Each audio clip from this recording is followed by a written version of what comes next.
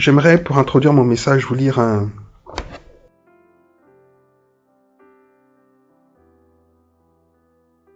une partie d'un article que j'ai lu sur Internet.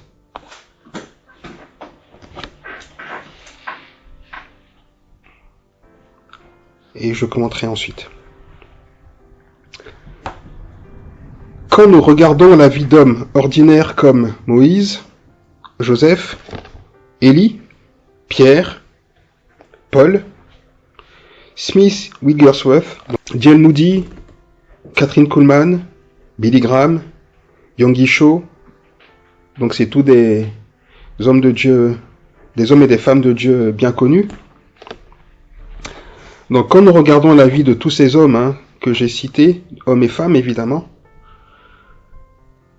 nous constatons que tous vivaient dans leur vie le surnaturel de Dieu. Cependant, lorsque nous observons nos propres vies, nous remarquons que l'intervention de Dieu semble rare, voire quasi inexistante. Toujours si malade, toujours dans le besoin et le manque, menant une vie amère, fade et routinière. Pourtant, nous savons que Dieu est capable d'intervenir surnaturellement dans les affaires de notre vie. Cela nous amène à nous poser cette question. Que nous manque-t-il pour voir le surnaturel de Dieu dans notre vie? La Bible est claire là-dessus. Tout est possible à celui qui croit. Elle dit que la foi est la vertu qui amène le surnaturel de Dieu dans notre vie. Tout se situe donc au niveau de notre foi. Souvent, nous pensons avoir la foi, mais en réalité, notre foi est trop faible pour avoir des résultats. Nous manquons de ferme assurance et de démonstration de celle qu'on ne voit pas. Mais alors, une question se pose. Comment développer notre foi pour la rendre active et dynamique afin de produire le miraculeux dans les circonstances de notre vie? Et cet article se termine en disant « J'aimerais vous partager 2 clés à posséder qui vous aideront à développer une foi qui produit le surnaturel de Dieu. » Beau programme, Beau programme. Alors, cet article est un article de Michael Lebeau, qui est pasteur. Je pense qu'il est pasteur au Canada. Alors, j'aurais pu prendre d'autres articles. J'ai lu et écouté pas mal de prédicateurs sur ce sujet que j'aimerais ce matin partager avec vous en quelques minutes, que j'ai intitulé, parce que c'est l'intitulé qu'on trouve le plus souvent, « Opérer ou vivre dans le surnaturel ».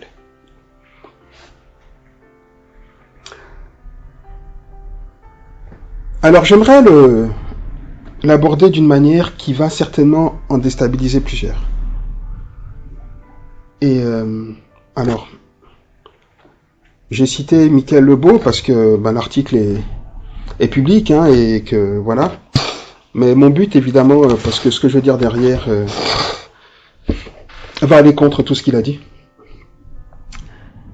Mais mon but n'est pas d'attaquer ce qu'il a dit ou d'attaquer cette vision de vivre sa foi. Mais mon but est de faire de nous des chrétiens équilibrés dans cette époque où on entend beaucoup de choses et beaucoup de n'importe quoi.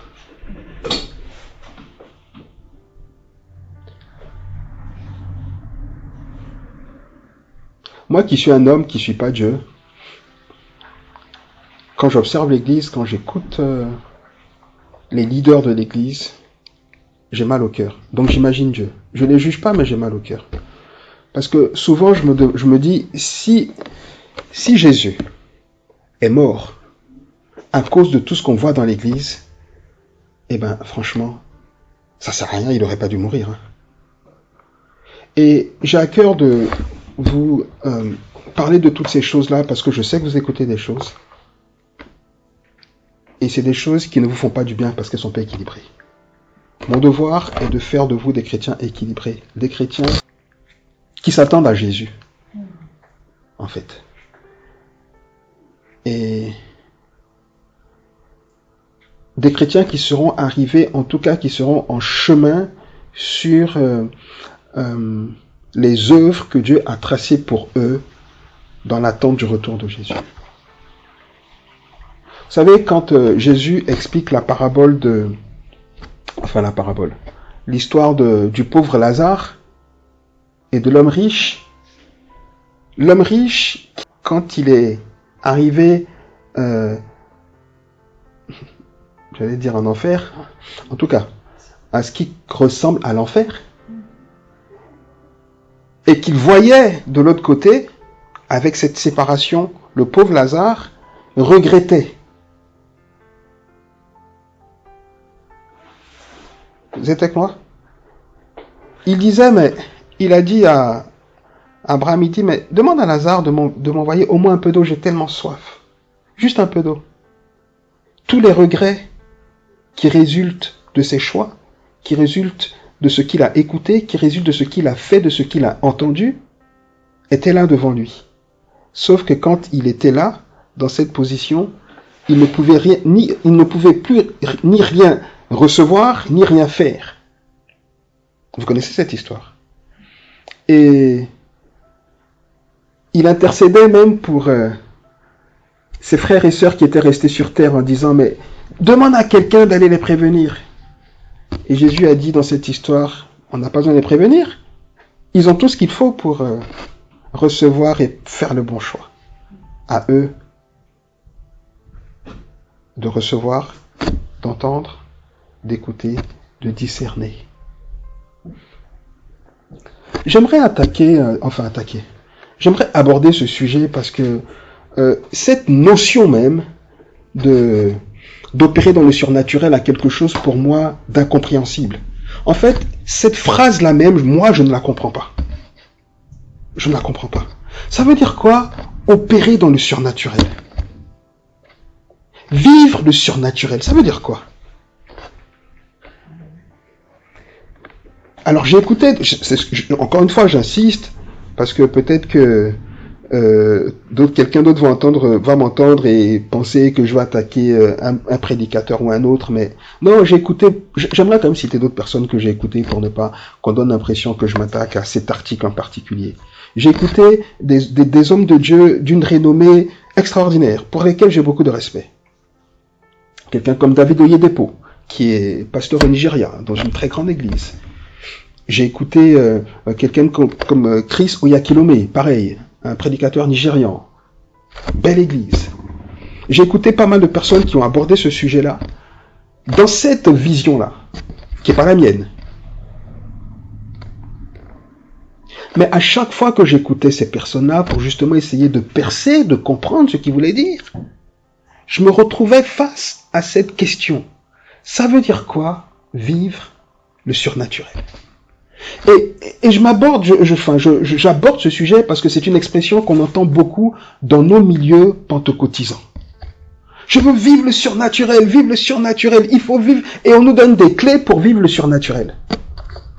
Et je me rappellerai toujours, je crois dans l'action de Dieu. Je sais que vous le savez. Je crois que Dieu est capable de guérir les malades. Je continuerai de prier jusqu'à la fin de ma vie pour les malades. Je crois que Dieu nous a donné l'autorité pour chasser les démons. Je continuerai de chasser les démons jusqu'à la fin de ma vie. Toutes ces choses-là, j'y crois. J'y aspire et je sais que Dieu les fait encore. Mais, je me rappellerai toujours, quand j'ai lu pour la première fois le livre vous savez, ça va me revenir. C'est l'histoire de cette dame qui est âgée maintenant, mais qui a eu un accident dans sa jeunesse, alors qu'elle était avec sa sœur. Elle a plongé et elle est devenue tétraplégique. Tétraplégique, c'est ça, hein? Comment? Elle avait 17 ans, c'est ça. Johnny, j'ai oublié son nom, mais ça va me revenir.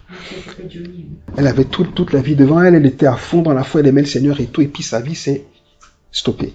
Et elle explique dans son livre, qui est disponible, hein, que je peux vous prêter si vous voulez, que j'ai dans ma bibliothèque, elle a écrit plusieurs livres.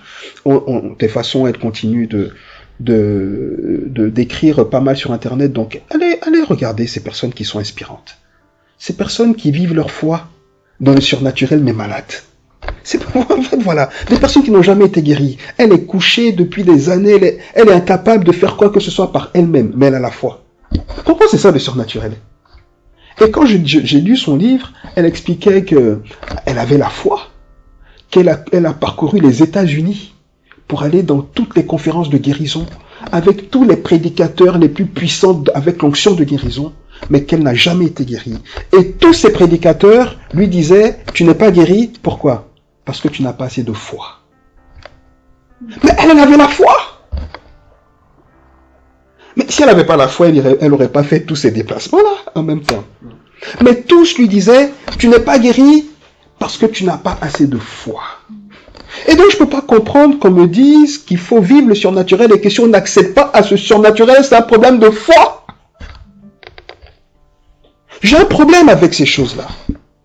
Mais c'est tellement important, c'est tellement important. J'en suis un peu contrarié, un peu en colère, parce qu'on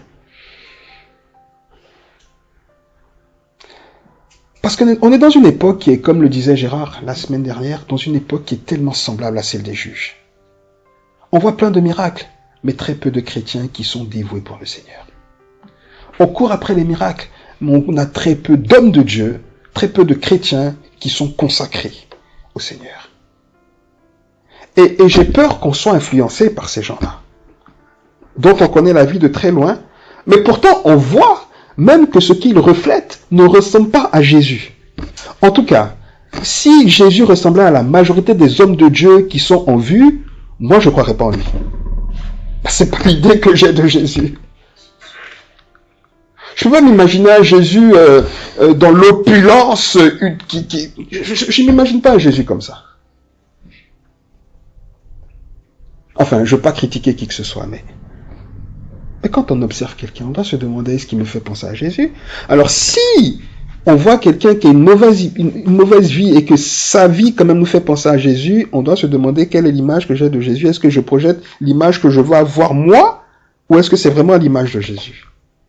Ok, revenons au surnaturel.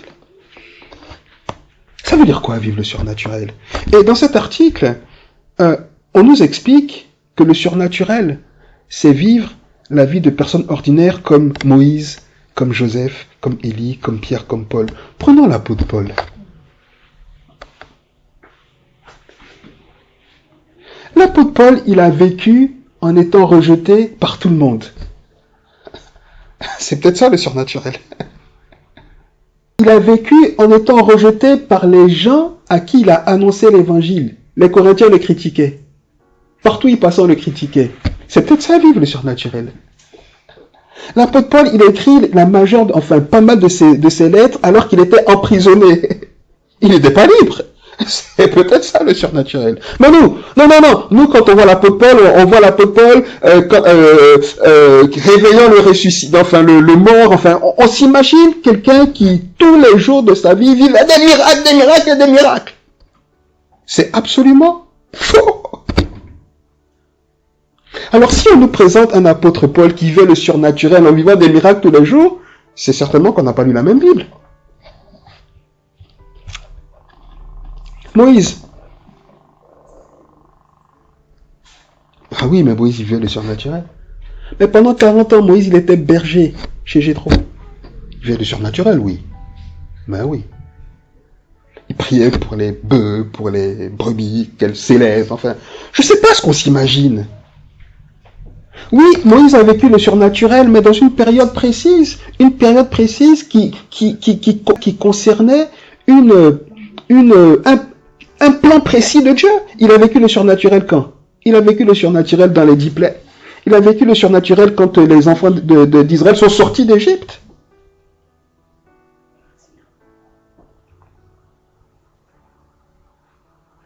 Et même quand il sortait d'Égypte, sa femme, Séphora l'a pas repris. À cause de toi, mon enfant allait mourir. Le grand Moïse, Dieu voulait tuer son fils parce qu'il n'avait pas circoncis. Le surnaturel. Enfin, je sais pas ce qu'on s'imagine quand on lit la vie je sais pas, de ces gens-là. Moïse, il était tellement dans le surnaturel que son frère et sa sœur ont commencé à le critiquer en disant, mais il se prend pour qui, lui? Il épousait une femme étrangère. Donc Moïse était dans le surnaturel. Enfin, je comprends pas. Regardez la vie de Moïse selon que la Bible nous explique. Et comptez le nombre de fois où Moïse a vécu ce qu'on appelle le surnaturel. On peut compter. J'essaie de dire que la vie de Moïse n'était pas une vie de miracle tous les jours. Non, Moïse vivait comme vous et moi. Le matin, il se levait, il mangeait, il s'ennuyait, il s'occupait des affaires du peuple. Enfin, mais il ne voyait pas des miracles tous les jours. Non.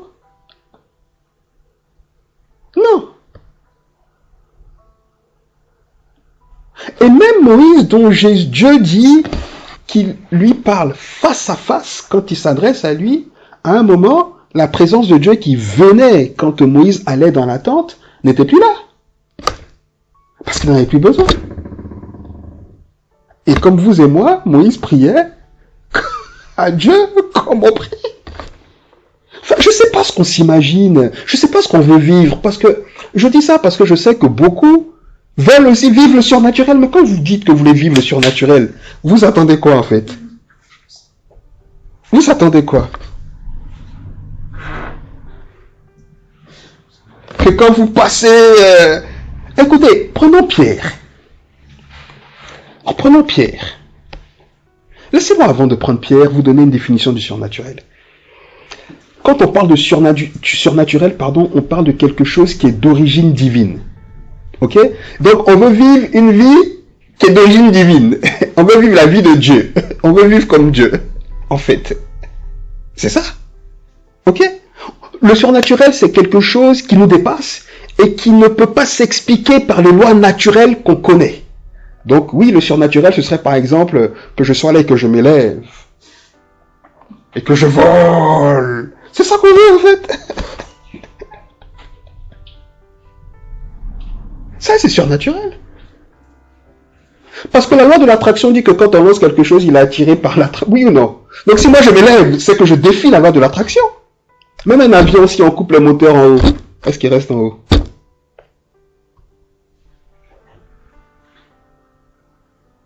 Mais non, c'est ça qu'on veut. On veut défier les lois. Parce qu'en fait, finalement, vivre le surnaturel, c'est défier les lois naturelles. Donc on veut vivre notre vie en défiant les lois naturelles.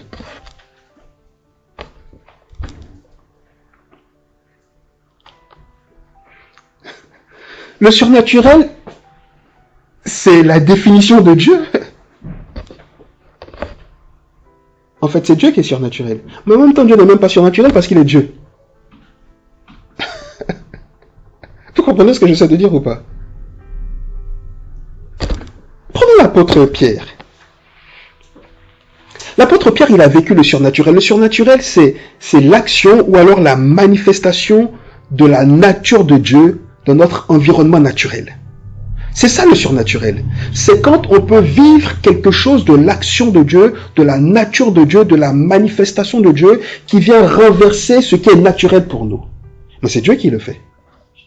Qui le fait quand il veut. Écoutez, quand on lit l'histoire de Pierre qui marche sur l'eau, déjà on l'intitule mal. On dit Pierre a marché sur l'eau. C'est faux. On doit dire Jésus a fait marcher Pierre sur l'eau. Oui. C'est pour ça que Pierre a pu défier le surnaturel. Parce que rappelez-vous cette histoire. Quand Jésus, je vais en parler dans deux minutes très rapidement, mais Jésus, lui, il défiait le surnaturel. Pourquoi? Parce qu'il est Dieu. Jésus, lui, il vivait le surnaturel. Mais parce qu'il est Dieu. Parce qu'il est au-delà des lois naturelles. Et rappelez-vous cette histoire, Jésus, il marche sur l'eau. Il y a la tempête. Il y a la tempête. L'eau est vacillante, mais lui, il marche sur l'eau. Mais c'est Jésus, là. Nous, c'est ce qu'on veut. Ok, laissez-moi vite rester dans cette histoire-là. Il marche sur l'eau en défiant le surnaturel. Les disciples sont dans la barque. Ils ont peur, oui ou non? Jésus leur parle. Il dit, c'est moi. Ils voient Jésus de loin, ils savent pas que c'est Jésus. Ils pensent que c'est un fantôme. Ils commencent à paniquer. Il dit, calmez-vous, c'est moi. Pierre est le seul qui entend la voix de Jésus. Il dit, attendez, c'est vraiment le maître. Il dit, mais moi, Pierre a compris Jésus. Pierre n'a pas dit, c'est Jésus, je sens qu'il va me faire marcher sur l'eau. Nous, c'est ce qu'on veut. On veut faire des choses et que Dieu nous dresse le surnaturel. Pourquoi Pierre n'a pas fait ça? Il aurait pu sauter en disant, mais c'est toi, maître, c'est toi, maître. Je peux marcher sur l'eau parce que tu es là. C'est ce qu'on veut. Qu'est-ce que Pierre a fait? Il a intercédé, il a prié, oui ou non? Et quand il a prié, Jésus a accepté sa prière. C'est ça le surnaturel. On demande à Dieu, il dit oui ou non. Le surnaturel, c'est à la bonne volonté de Dieu. Au bon vouloir. Quand il voit Jésus, la première chose qu'il dit, il dit pas, ah, je sais que c'est toi. Non, non. Il dit, maître, si c'est toi, parce que je te connais, fasse que je marche aussi sur l'eau. Parce que je sais que toi, tu es le seul qui est capable de défier les lois naturelles. Et quand tu vas faire ça, ça va donner de faire comprendre à tout le monde qui tu es. Vous croyez que Jésus, il a fait marcher Pierre sur l'eau, pourquoi? Juste pour dire, waouh, moi j'ai vu le surnaturel, le surnaturel. Non, c'était pour faire asseoir la réalité de sa nature dans le cœur des apôtres. C'est la seule chose pour laquelle Jésus a fait ça. Pour que les apôtres comprennent qu'il est Dieu. Non, on veut vivre le surnaturel, pourquoi? Ok, donc il dit fasse que je marche sur l'eau. Et quand il a dit fasse que je marche sur l'eau, est-ce qu'il a sauté tout de suite dans l'eau? Le fasse que je marche sur l'eau là, c'est la prière. Seigneur, fasse que. Quand on prie, c'est ce qu'on fait, non? On demande à Dieu. Seigneur, fasse que, c'est la prière. Jésus, est-ce qu'il a sauté? Non, il a attendu la réponse. Jésus a dit, viens. Et c'est sur la base de cette parole de Jésus que Pierre est venu. C'est ça le surnaturel. C'est ça le surnaturel. C'est pas Pierre qui a marché sur l'eau, c'est Jésus qui a fait. D'ailleurs, pourquoi Pierre n'a pas dit, mais moi maintenant je marche sur l'eau? Le lendemain, il n'est pas allé. Pourquoi Pierre le lendemain n'est pas allé sur le lac pour dire, regardez, moi je marche sur l'eau? C'était qu'une fois là. C'était qu'une fois là. Pourquoi Pierre n'est pas allé dire, moi je vis le surnaturel, moi? Moi je vis le surnaturel. Moi j'ai vu Jésus transfiguré, j'étais là. Je l'ai vu, moi j'ai marché sur l'eau. Moi Pierre. Pourquoi Pierre n'a pas fait tout ça? D'ailleurs, quand vous regardez les lettres de Pierre, Pierre a écrit que 2 petites lettres. Il aurait pu écrire des mémoires en disant, voilà tout ce que j'ai fait, moi, dans le surnaturel. Ayez ma foi pour faire comme moi. Pierre n'a pas fait ça. Pierre n'a même pas parlé de ces épisodes-là. Même l'évangile selon Marc. Marc, on considère qu'il a récolté ces informations auprès de Pierre pour écrire son évangile. On considère que l'évangile de Marc est allé un peu l'évangile de Pierre. Marc, il parle même pas de la marche sur l'eau.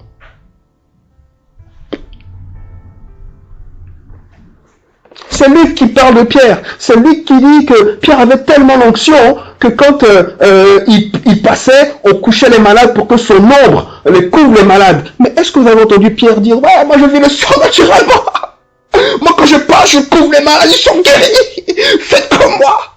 Non. Quand Pierre y parle, il dit Dieu nous a fait participer à sa nature divine.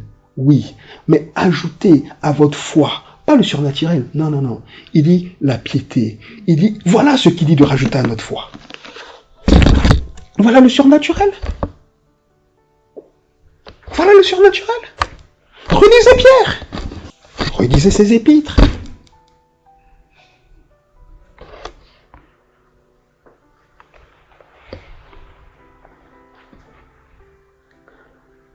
je peux pas comprendre que aujourd'hui nos modèles soient des modèles qui ne ressemblent, non j'exagère, j'allais dire en rien mais j'exagère, mais en pas grand chose à Jésus. Quand je relis cet article et que je lis, cependant, lorsque nous observons notre propre vie, nous remarquons que l'intervention de Dieu semble rare, voire quasi inexistante. Mais moi, Dieu me donne le souffle de vie tous les matins et je veux dire que l'existence de Dieu dans ma vie est rare. Le matin, je me lève, je suis en pleine forme, je peux aller travailler.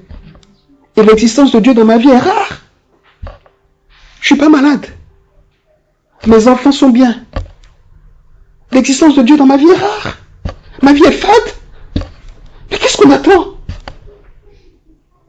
Mais c'est même c'est un manque de reconnaissance. Je ne comprends pas. Nous remarquons que l'intervention de Dieu semble rare, voire quasi inexistante. Waouh! Attention, je n'attaque pas, encore une fois, l'auteur, mais je me pose des questions sur ce qu'il a écrit.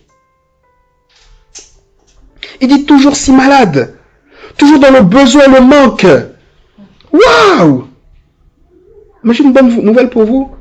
Jésus, il était malade. Jésus, il a connu la maladie. La Bible ne le dit pas, mais si Jésus n'a jamais été malade, je le dis toujours.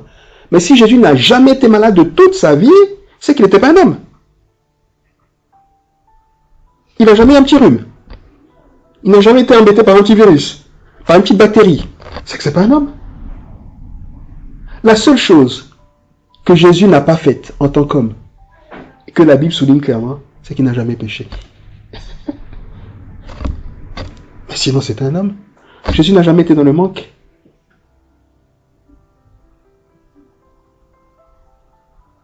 Mais dans le désert, quand Satan vient le voir, avant son ministère public, il dit quoi à Jésus? Il dit, tu as faim. Tu as faim là? Ça fait 40 jours que tu n'as pas mangé, tu as faim.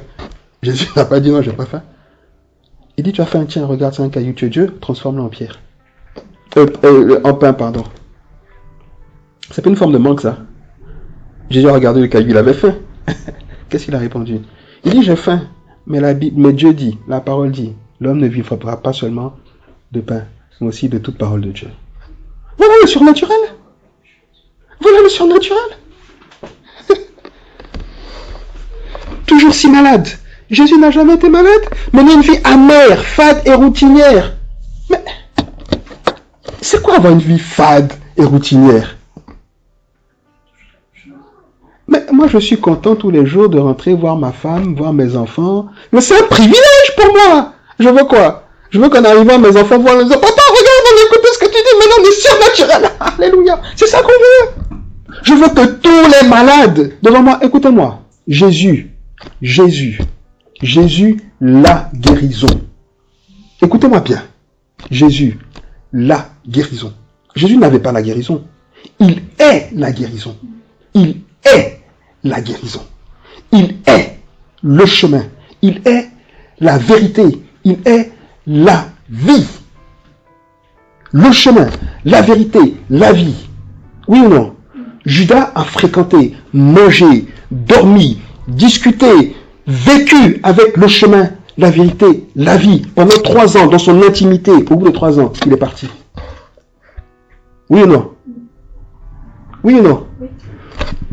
Le chemin, la guérison, il est rentré à la piscine de Bethesda. La Bible dit qu'il y avait plein de milliers de malades. Comme ils ont été guéris. Non, mais Jésus qui vivait le surnaturel, il est rentré, tout le monde était guéri. Nous, on veut que tous les malades soient guéris devant nous. On veut que tout le monde soit converti devant nous. Jésus a perdu Judas. Il est rentré à Bethesda. Un seul guéri. Ça ne nous remet pas en question. C'est quoi le surnaturel? Le surnaturel, Jésus qui est le surnaturel, il était là. Jésus qui est le surnaturel, il marche dans cette foule. Il dit, quelqu'un m'a touché. Même les disciples disent, c'est sérieux Seigneur. Regarde la foule te presse, comment ça quelqu'un t'a touché? Il dit, non, je sens une puissance. Une seule, la femme qui avait la perte de sang, était cherchée. Il n'y avait pas d'autres malades autour de lui. Ils étaient guéris. Maintenant, on veut que tous les malades autour de nous soient guéris. C'est ça. On veut une vie palpitante, exaltante. On veut la nuée qui vient. On veut entrer dans la présence de Dieu. Ça va changer quoi notre vie? Ça va faire qu'on... Est-ce que ça va faire qu'on va aimer être consacré plus à Jésus. Regardez l'homme riche là, de l'histoire de Lazare là. On a tout fait. Est-ce que pour autant il a tourné son cœur vers Dieu? Regardez les 10 lépreux que Jésus a guéris là. Combien sont revenus? Ils ont été visités par la puissance de guérison. Combien sont revenus? On attend quoi en fait? Je ne peux pas comprendre qu'on puisse limiter l'action de Dieu au miraculeux. Je ne peux pas comprendre ça. Si Dieu voulait qu'on vive le miraculeux, il nous aurait pris dans son ciel. On est dans un monde naturel.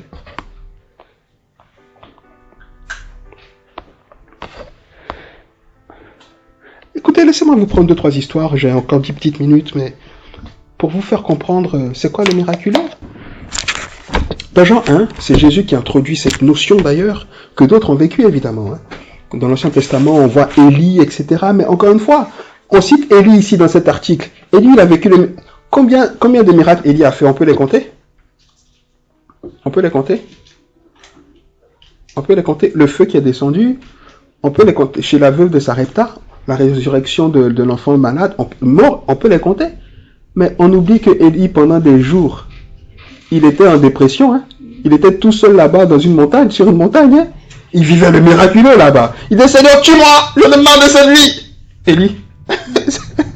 C'est le surnaturel. Mais en fait, on pense que parce qu'on raconte des événements de leur vie, c'était l'ensemble de leur vie. Mais non! Ils n'ont pas vécu dans le miracle tous les jours. Qui de l'apôtre Pierre, ou de l'apôtre Paul, ou d'Élie, pouvait dire que sa vie est fade? Joseph, il était en prison. On parle de Joseph, il était en prison. Et puis après, quand Joseph a eu la révélation, mais il a vu une vie monotone, il dirige un pays là. Quoi de miraculeux dans ce qu'il a fait après? C'était un chef d'État, un homme d'État, comme notre Premier ministre, comme le président.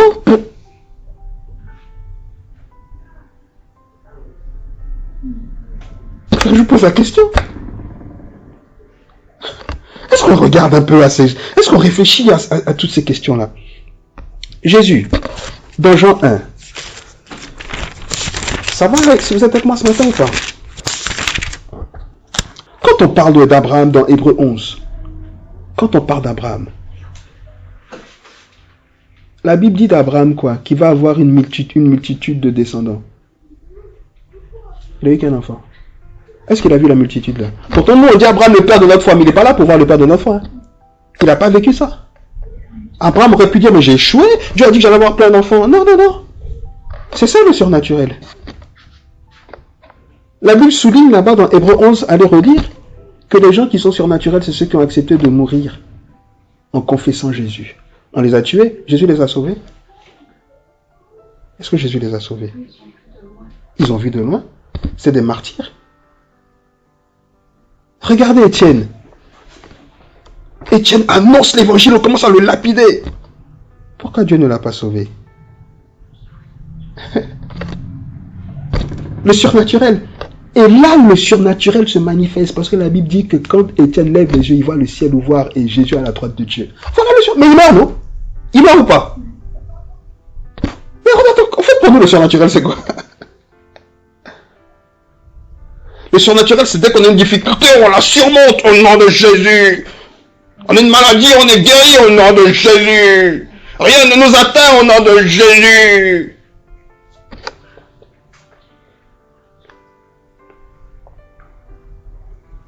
Je suis désolé. C'est pas ce que je lis dans ma Bible. Et ça ne fait pas de moi un chrétien qui ait moins la foi en Dieu. Bien au contraire. Bien au contraire. Bien au contraire. C'est Jésus quand il rencontre Nathanaël, je vous passe le détail de cette histoire, mais dans Jean 1, au verset 51, il dit à Nathanaël, tu crois parce que je t'ai dit que je t'ai vu là-bas. Il dit, tu crois parce que je t'ai parlé de surnaturel. Et il dit, en vérité, verset 51, vous verrez désormais le ciel ouvert et les anges de Dieu monter et descendre sur le Fils de l'homme. Ok? Sur le Fils de l'homme. Qui monte et descend? Il a dit qui? Les anges de Dieu. Oui ou non? Les anges de Dieu, on est d'accord? Vous verrez l'action des anges monter et descendre. Il reprend ici l'image de Jacob qui a vu l'échelle et les anges qui montaient et qui descendaient du ciel. Oui ou non? C'est l'action des anges. Parce que les anges, oui, eux, ils sont dans un environnement surnaturel. Les anges, ils sont dans un environnement surnaturel. Vous allez comprendre tout de suite pourquoi je vous dis ça. On va regarder rapidement dans Daniel 10. Si vous voulez le prendre, prenez-le, mais on n'a plus beaucoup de temps, donc il faut faire très très vite.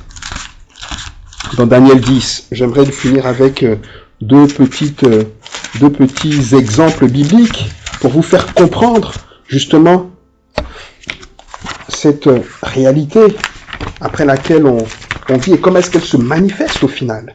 D'accord? Dans Daniel 10,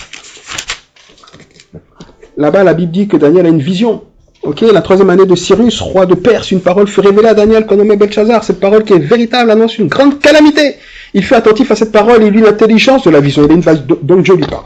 En ce temps-là, moi Daniel, je fus 3 semaines dans le deuil. Je ne mangeais aucun mets délicieux, il n'entra ni viande ni vin dans ma bouche, et je ne moignis point jusqu'à ce que les 3 semaines fussent accomplies. Jeûne de Daniel. Le 24e jour du premier mois, 24e jour écoutez bien, 24e jour du premier mois. J'étais au bord du grand fleuve qui est Hidékel. Je levais les yeux, je regardais, et voici, il y avait un homme vêtu de lin, et ayant sur les reins une ceinture d'or d'Ouphaz. Son corps était comme de la chrysolite, son visage brillait comme l'éclair, ses yeux comme des flammes de feu, ses bras et ses pieds ressemblaient à de l'airain poli. Et le son de sa voix était comme le bruit d'une multitude. Moi, Daniel, je vis seul la vision, et les hommes qui étaient avec moi le virent point. Mais ils furent saisis d'une grande frayeur et ils prirent la fuite pour se cacher. Ah bon, je dois rester sage parce qu'il y a tellement de choses intéressantes. Bon, je restais seul, verset 8. Et je vis cette grande vision. Les forces me manquèrent, mon visage changea de couleur et fut décomposé et je perdis toute vigueur. J'entendis le son de ses paroles. Et comme j'entendais le son de ses paroles, je tombais frappé d'étourdissement la face contre terre. Je tombais frappé d'étourdissement la face contre terre. Quand la présence de Dieu est venue, Daniel était étourdi. Il est tombé étourdi. Vous êtes avec moi? Ok. Et voici, une main me toucha, et secoua mes genoux, et mes mains me fortifia. Puis il me dit, Daniel, homme bien-aimé, sois attentif aux paroles que je vais te dire, et tiens-toi debout à la place où tu es, car je suis maintenant envoyé vers toi.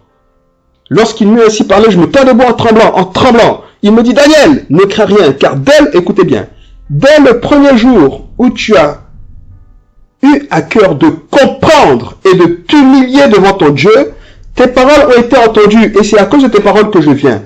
La Bible dit quoi ici? La Bible dit que quand Daniel a eu la révélation de Dieu, Daniel a commencé à intercéder. C'est pour ça qu'il a jeûné. Il a commencé à intercéder pour avoir une action sur la vision. On est d'accord? Pour comprendre la vision et pour commencer à demander à Dieu une intervention par rapport à la vision. Il a commencé à prier pendant 24 jours. Il a prié pendant 24 jours. Et l'ange qui lui parle ici, il dit dès le premier jour. Il dit, dès que tu as commencé à prier, ok, et à t'humilier devant ton Dieu, tes paroles ont été entendues. Donc Dieu a entendu Daniel dès le premier jour. Et dès le premier jour, il a répondu. Il dit, c'est à cause de ces paroles-là que je viens. Ok? Mais, alors que moi, qui suis chargé, on va lire avant que je dise ça, il dit, mais le chef de Perse m'a résisté pendant 21 jours. Mais voici Michaël, l'un des principaux chefs, est venu à mon secours et je suis demeuré là auprès des rois de Perse. Je viens maintenant pour te faire connaître ce qui doit arriver à ton peuple dans la suite des temps, car la vision concerne encore ces temps-là. Ok. Revenez avec moi, je vous explique de manière plus concrète. Daniel a une vision. Dieu lui dit quelque chose, mais il ne comprend pas. Donc il commence à chercher la face de Dieu pour avoir la compréhension de cette vision. Ok? Il prie pendant 24 jours. Seigneur, révèle-moi ta parole. Je vois qu'il y a quelque chose qui va se passer, mais je ne sais pas ce que c'est. Je sens que ça ne va pas être bon pour mon peuple. Seigneur, parle à mon cœur pour que je puisse avertir mon peuple. Parle à mon cœur. Pendant 24 jours, il cherche Dieu. La Bible dit que le premier jour où il a commencé à chercher Dieu, Dieu avait déjà entendu et avait déjà envoyé la réponse. À qui il donne la réponse pour aller parler à Daniel? À un ange. Ok? Il dit à l'ange, va parler à Daniel. Oui ou non? Et le premier jour, quand l'ange commence à partir, qui le bloque? Un démon. Un démon, le chef de Perse. Un démon puissant. Qui bloque l'ange que Dieu a envoyé vers Daniel. Ça, c'est le spirituel. Mais est-ce qu'on voit ça? Est-ce qu'on voit ça? Le spirituel, c'est tous les jours où des anges ou des calamités vont nous atteindre et que les anges entourent nos maisons, entourent nos vies. Toutes les fois où on peut avoir un accident, toutes les fois où, par nos comportements, j'allais dire, débridés, on a pu choper une maladie, quelle qu'elle soit, et où Dieu nous a protégés. On n'est pas au courant, mais c'est le surnaturel. C'est ça le surnaturel. On veut vivre de quoi encore? C'est ça le surnaturel. Le surnaturel, on ne voit pas. Le surnaturel, c'est une atmosphère où les anges que Dieu a mis à notre service, qui sont en faveur de notre ministère, travaillent pour nous. Quand on prie, les anges travaillent dans le surnaturel. C'est ça le surnaturel. Donc on vit le surnaturel tous les jours parce que tous les jours des anges viennent pour nous protéger. Tous les jours des gens viennent pour nous dire non, ne viens pas ici, ne passe pas là. Non, des anges sont à l'action tous les jours en réponse à quoi? À nos prières. C'est ça le surnaturel. C'est ça le surnaturel. Et alors que Daniel intercédait, découragé, il se disait mais Dieu va pas me répondre, il priait, il priait, il priait. 21 jours il a persévéré, 21 jours. Et tellement le diable ne voulait pas que Daniel ait cette révélation, il envoyait un démon fort. Mais l'ange, il a appelé Michael, un ange d'une puissance supérieure pour venir l'aider. Et Michael a fait trembler ce démon et il est venu. Mais c'est ça le surnaturel. Combien de fois Dieu veut te donner quelque chose, le diable bloque la chose. Le diable bloque la chose. Quand tu continues de prier, quand tu continues d'intercéder, l'action divine, surnaturelle se passe au-dessus de toi. Les anges montent, ils descendent, ils montent, ils descendent. Il faut venir dans ta vie ce que tu attends. C'est ça le surnaturel. Mais pendant que là, tu es sur terre, là, tu vis ce que dit cet article. Une vie fade, en impression. Une vie de malade, en impression. Mais le surnaturel est déjà à l'œuvre. C'est ça le surnaturel. C'est ça le surnaturel. Le surnaturel, c'est toutes les fois où, juste comme je suis en train de dire, où Dieu t'a gardé. Si le Seigneur ouvre nos yeux pour nous montrer toutes les fois où on aurait pu mourir et que le surnaturel nous a gardés, on ne pourrait jamais dire « je veux vivre le surnaturel » parce qu'on comprendrait que nos vies en elles-mêmes sont surnaturelles. À cause de la présence de Dieu. C'est ça. On veut marcher sur l'eau. Pourquoi? Pourquoi? Guérir tous les malades. Pourquoi? Pourquoi? Laissez-moi finir avec cet exemple-là. Dans Acte 12, ça va ou pas? Est-ce que vous me comprenez ce matin?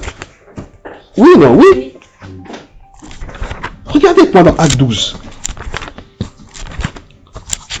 Vous comprenez quand un sujet me tient à cœur, que ça m'énerve, ça m'agace. Ben, c'est pas possible. On entretient des bébés spirituels. Non, parce que tu es de la nature de Dieu, tu es de la nature d'Adam. Mais on n'est pas de... Mais faut arrêter un moment. Est-ce que quand Adam comment on dit, le jardin d'Éden là, c'était le ciel? Est-ce que le jardin d'Éden c'était le ciel?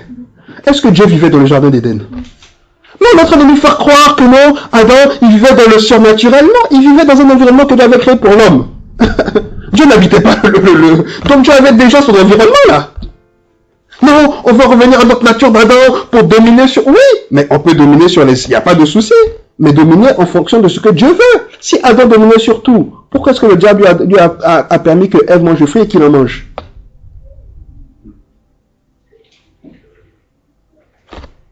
Le surnaturel. Surnaturel, on est incapable de dire non, je ne mange pas. Mais on veut les miracles. Non, non, je ne veux pas. Mais on veut les miracles. Vous comprenez ce que je veux dire? On veut retourner à notre nature d'Adam. Mais on oublie que...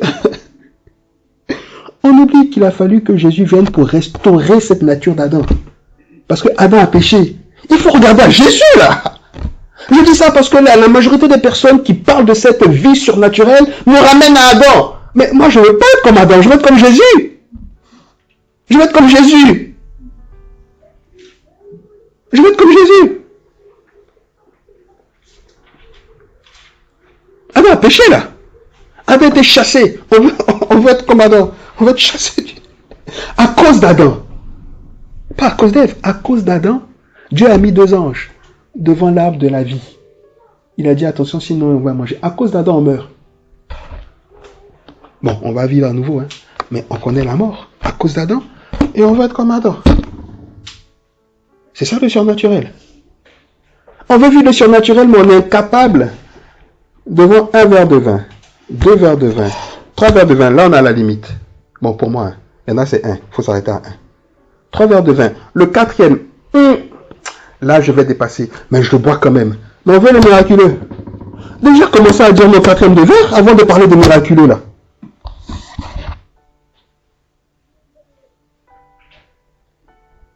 Ah, une vidéo un peu bizarre. Oh, mais je vais quand même voir. Attention, ça va te... Non, mais moi, je suis un chrétien fort, je vais quand même regarder. Et on veut le surnaturel. On est incapable de dire, je ne regarde pas la vidéo, je ne regarde pas ces images. On est incapable de faire ça, mais on veut le surnaturel. Moi-même, quand je dis ça, j'ai honte devant Dieu. Je dis, Seigneur, n'écoute pas mes prières. Parce que moi-même, parfois, je suis incapable de faire ça. Et je vais demander le surnaturel. Dieu dit, mais quel surnaturel? Mets ta vie en ordre déjà là-bas, là. Sois propre, là, avant que tu veux quel surnaturel, toi. Et c'est la vérité. Vous êtes avec moi ou pas? Regardons pour finir. Dans Acte 12, j'aime cette histoire. Il s'agit de Pierre, encore une fois.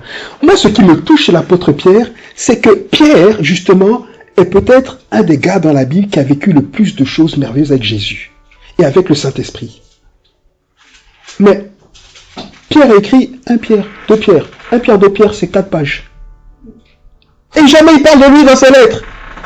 Il dit pas, Pierre aurait pu dire, vous savez quoi? Oh, moi je me rappelle, on était là, le maître nous a demandé, qui dit-on que je suis? Personne ne pouvait répondre, mais moi j'ai répondu, tu es le fils du Dieu vivant. Et le maître a dit, oui Pierre, c'est mon père qui t'a révélé ça, j'étais le seul qui avait la révélation. Pierre aurait pu se glorifier de nombreux événements surnaturels qu'il a vécus. Il n'a jamais parlé de ça.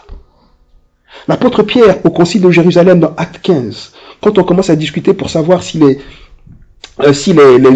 chrétiens d'origine païenne doivent observer les mêmes rites que les chrétiens d'origine juive, et que chacun commence à parler, l'apôtre Pierre donne son point de vue. C'est Jacques, qui vient de se convertir, le frère de Jésus, qui tranche. L'apôtre Pierre ne dit pas, mais toi, tu te prends pour qui, toi? Toi, pendant que ton frère était là, tu croyais pas en lui. Nous, on l'a accompagné depuis longtemps et c'est toi, tu te prends pour notre maître. Mais moi, j'étais avec lui quand il était transfiguré. Mais moi, j'étais là. On voit pas Pierre faire ça. Pierre se soumet. C'est ça le surnaturel, là, bon sang. C'est ça le surnaturel. C'est ça la vie de Dieu la vie de Dieu dans la vie d'un homme. C'est pas se glorifier, là. C'est pas être moi. Le surnaturel, c'est quoi? Je suis surnaturel parce que je suis riche.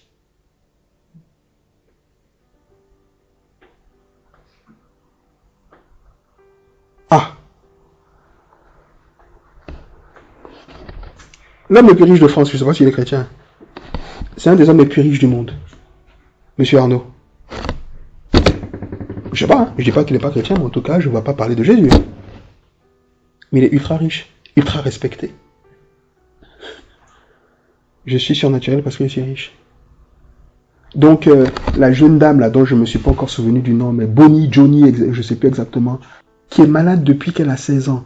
Elle doit avoir plus de 70 ans maintenant. C'est-à-dire elle est couchée depuis plus de 50, 60 ans. Elle continue d'adorer Dieu. Elle continue de louer Dieu. On a plus de foi qu'elle. Nous, on a plus de foi qu'elle. Parce qu'on a la victoire, parce qu'on domine la maladie. Elle nous apprend c'est quoi la foi. Donc si être surnaturel, c'est dominer la pauvreté, dominer la maladie, etc. Même Paul. Paul avait une douleur, non? Quelque chose en tout cas. Il dit, j'ai prié par 3 fois. Dieu dit, tu as besoin de ça. Ça va te garder un peu de ton orgueil. Non, on va être dépouillé de tout ce qu'on a peur en fait. Tout ce qu'on a peur. Je parlais récemment avec des gens qui me disaient, moi j'ai pas peur de mourir, mais j'ai peur de souffrir. Bon, ils n'ont pas peur de mourir, ils disent une chose. Hein. Vous savez qu'ils disent. Mais quand on commençait de parler de ça, ça commençait à rentrer dans mon cœur. Mais je pourrais souffrir moi avant de mourir. J'ai pas peur de la mort. En vrai, j'ai pas peur de la mort. Je l'appréhende, mais j'ai pas peur. Parce que je sais que quand je vais mourir, je vais voir Jésus. Mais qui me garantit que je vais pas souffrir avant de mourir? J'y pense pas là, j'y suis pas encore. Mais je peux choper n'importe quel... Je peux être diagnostiqué d'un cancer demain, on ne sait pas. Hein? Est-ce que ma foi sera la même? Est-ce que ma manière de parler de Dieu sera la même? Est-ce que j'aurai la même... C'est ça, être surnaturel. Être surnaturel, c'est facile de dire je vais là quand tout va bien. C'est facile. Surnaturel, c'est quand Dieu nous donne, par son intervention dans notre vie, de défier les règles du naturel. Et quand tu es malade, que tu souffres tous les jours, et que tu t'accroches à Dieu, et que tu as la foi, et que tu dis que Dieu est bon, qu'il m'aime malgré tout, ça, c'est surnaturel, parce que ça défie tout entendement naturel.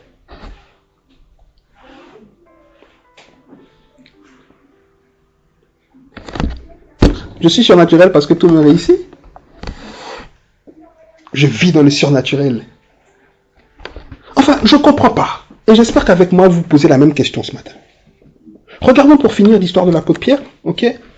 Dans Acte 12.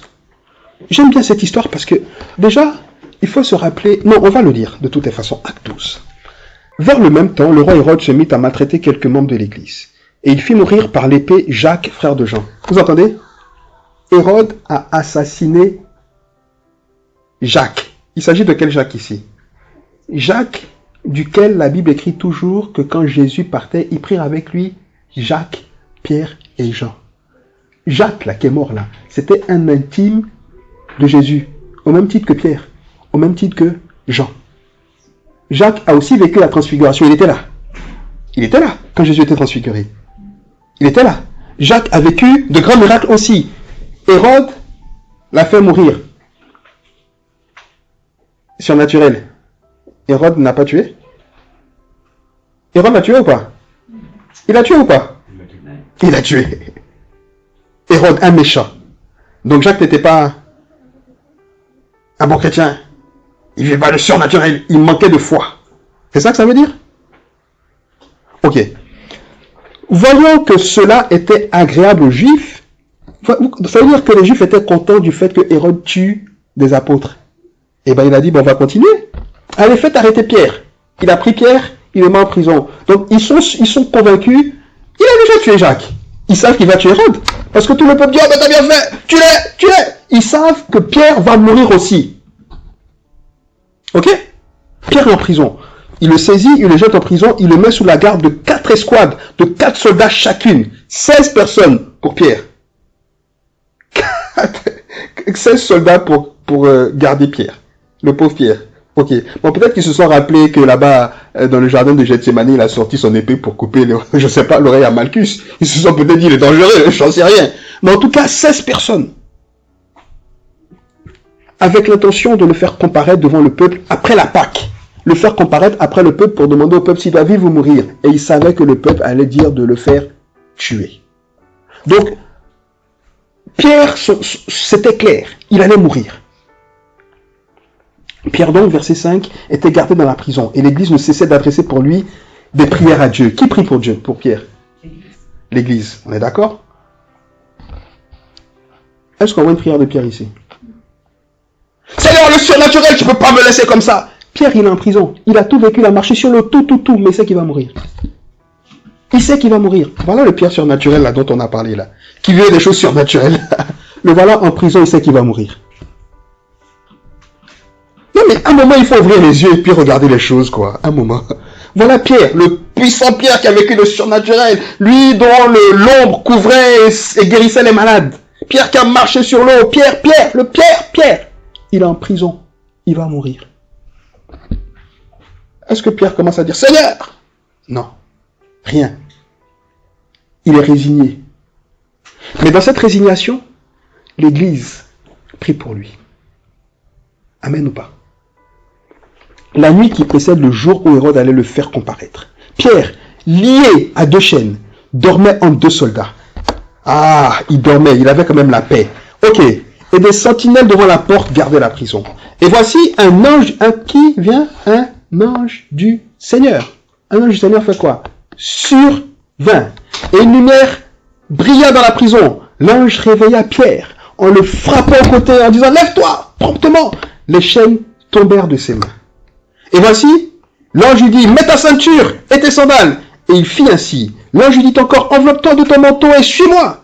Pierre sortit et le suivit, ne sachant pas que ce qui se faisait par l'ange fut réel, et s'imaginant avoir une vision. Ça veut dire que tout ce que Pierre a vécu avec cet ange, Pierre pensait qu'il rêvait. Il n'était même pas conscient. Voilà le surnaturel. L'action de l'ange sur la base de la prière, et on n'est même pas conscient que Dieu travaille. C'est ça le surnaturel. C'est ça le surnaturel. Parce que ceux qui travaillent dans cette dimension de surnaturel qui nous dépasse, encore une fois, c'est les anges. On n'est pas né pour vivre dans le surnaturel. Le surnaturel, c'est l'environnement de Dieu. On est né pour vivre dans un environnement naturel. Mais pourquoi est-ce qu'on ne veut pas aller vivre sous l'eau sans respirer alors? Pourquoi? Mais c'est la même chose. Mais c'est la même chose. L'eau, c'est l'environnement des poissons. Tu mets un poisson sur terre, il meurt. De la même manière, tu mets un homme sous l'eau, s'il ne respire pas, il meurt. Maintenant, on ne peut pas vivre dans le surnaturel, on va mourir, c'est pas notre environnement. Laissons ceux qui sont appelés à vivre dans le surnaturel et opérer pendant le surnaturel le faire. C'est les anges. Nous, on prie pour que les anges s'activent, pour que Dieu envoie les anges, et c'est exactement ce qui s'est passé. Et on n'est pas toujours conscient, mais c'est pas pour autant que rien ne se passe de surnaturel dans notre vie, bien au contraire. Bien au contraire. Il se lève, l'ange le réveille, il a l'impression, comme Daniel, étourdi, il a l'impression qu'il est en train de rêver, les chaînes lui tombent des mains, il commence à s'habiller, il ne sait même pas. Et Pierre, quand il sort, ne sachant pas ce qu'il faisait, se faisait par l'ange, voilà, ça je l'ai dit, lorsqu'il a passé les portes, c'est quand il sort dans la rue, que l'ange part tout d'un coup, Pierre dit, ah, mais je comprends que le Seigneur a envoyé son ange pour me délivrer de la main d'Hérode. Vous êtes avec moi ou pas? C'est ça le surnaturel. C'est ça le surnaturel.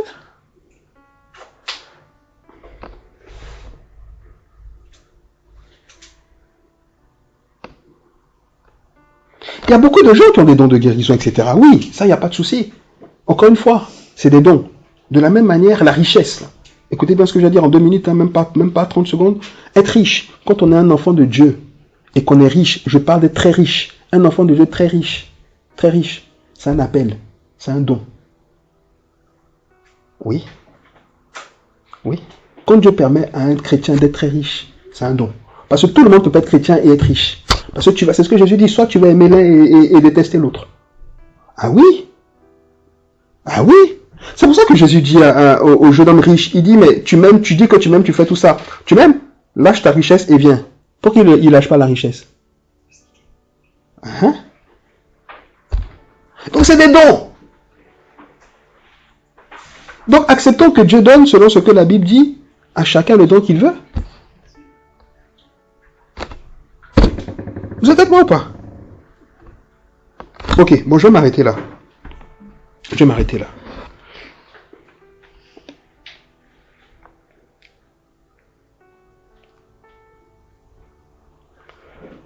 Au lieu de passer notre temps à prier pour dire Seigneur, je vais vivre des choses surnaturelles, intercédons pour que Dieu fasse arriver dans nos vies ce qu'il a prévu pour nous, c'est ça le surnaturel. Laissons les anges travailler.